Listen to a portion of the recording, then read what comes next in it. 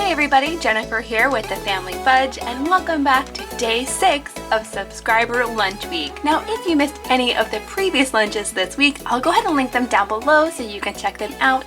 And I'm super excited to be sharing with you today's lunch because I'm going to show you how to make some super delicious garlic fried rice. And you guys, this recipe is definitely a meal stretcher. And I call it a meal stretcher because this delicious dish is mainly rice with just a few other ingredients.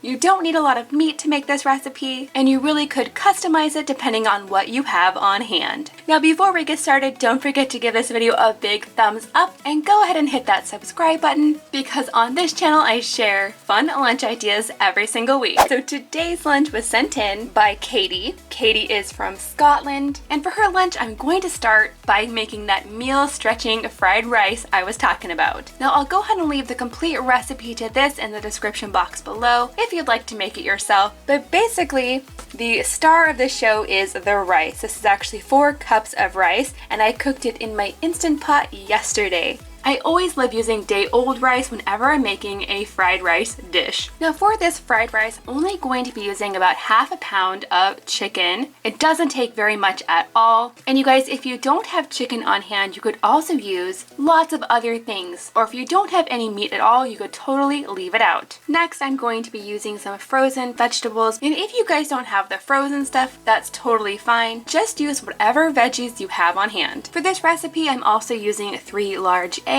I'm also using some green onions that I chopped up, so I'm using about 2 to 3 cloves of garlic. And then to season up this rice, I'm also going to be using some low sodium soy sauce, some salt and pepper, and my secret ingredient for delicious fried rice is to add a little bit of hoisin sauce. Now if you don't have this, you can totally leave it out. This is kind of like a Chinese style barbecue sauce, and I think it is really good, but if you don't have it, it's not a big deal. And then lastly, I'm also using some oil to cook my chicken in. Next, I'm going to take my large skillet, and over medium heat, I'm just going to drizzle in a little bit of oil. Then I'm going to go ahead and cook the chicken in here for about 3 to 5 minutes. I'm going to season this with a little bit of salt and pepper. And you guys, when the chicken is cooked all the way through, I'm going to go ahead and remove it from the pan. Now into this same pan, I'm going to go ahead and add in my frozen vegetables. I'm also adding in my green onion, and I'm going to cook these for about 2 minutes or until the vegetables become a little bit softened. At this point, I'm ready to throw in the garlic, and I'll go ahead and stir it all together. Next, I'm going to go ahead and push all of these veggies over to one side of my skillet. That way I can go ahead and scramble my 3 eggs on the other side. Now you guys, once the eggs are done, I can go ahead and add back in the chicken followed by the rice. I'll go ahead and stir that all together. Now this is looking really good already, but you don't want to forget the soy sauce. I'll go ahead and add that in there. And of course, the optional hoisin sauce, I'm adding about 1 to 2 tablespoons. And then if you want to, you could also season this up with a little extra salt or pepper, but definitely give it a taste first because sometimes soy sauce can be plenty salty on its own. And I'm just going to continue to cook this on medium for about 2 minutes or until all of the rice is warmed through. And there you have it, guys. Super easy and delicious garlic chicken fried rice. Now I'm gonna go ahead and add this to a thermos and then move on to the rest of Katie's lunch. So for this lunch, Katie requested passion fruit for her fruit, but unfortunately right now my stores don't have any passion fruit. So instead, I'm going to add a combination of kiwi. I'll add that right in here. And in the back section, I'm going to add in some orange slices. For Katie's vegetable today, she requested celery, so I'm just going to add some celery sticks right into here. And to go along with the celery, I'm also going to be adding in a little bit of peanut butter, perfect for dipping. Next, I'm going to go ahead and separate this back section of the lunchbox. On one side, I'm going to add Katie's snack. She requested pretzels, so I'm just going to add these little tiny itty bitty ones.